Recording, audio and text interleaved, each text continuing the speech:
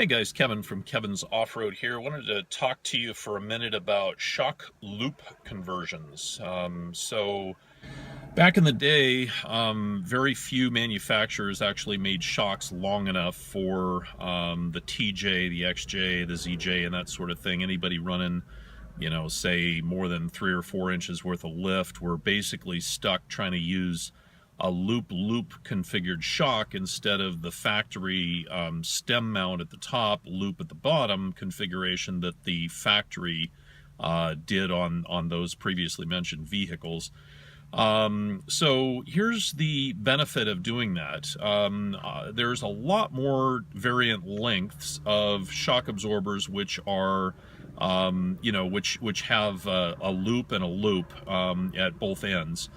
However, you end up losing a little bit of stroke. So for every time you incrementally take away from the overall body of the shock, you lose twice that much stroke. So let's say the difference between a body of a shock that's 16 inches versus one that's 17 inches.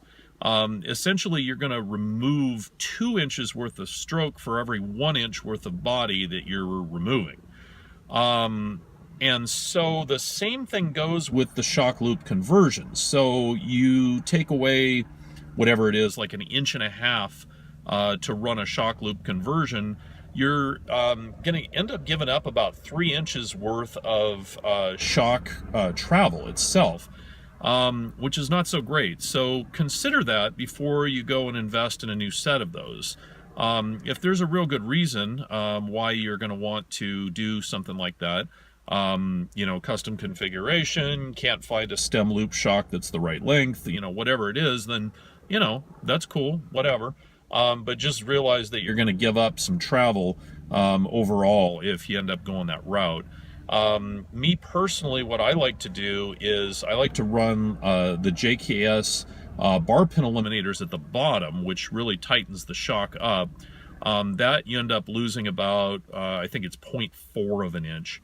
But I do not like to use the upper shock loop conversions unless I absolutely am forced to, have to, that kind of thing. So, your mileage may vary, but, as far as I'm concerned, the more shock extension, the more shock travel you end up getting out of the thing, the better. It just adds a lot more flexibility to your build, gives you better articulation, gives you better up travel, all of those things all at the same time. And you don't have to end up taking the whatever 30 or 40 bucks out of your pocket to buy the shock loop extensions, or I'm sorry, the shock loop conversions. If you find an extended stem loop shock that bolts right in, that you don't have to mess with. So anyway, like I said, your mileage may vary, and that's my opinion on the situation. If you've got a variant opinion, would love to discuss it with you. Just post comments below, and I'll answer you. Thanks for tuning in today. We'll catch up with you real soon. KevinsOffroad.com/blog is where you can find more stuff like this. Appreciate you guys. We'll talk to you later. Bye-bye.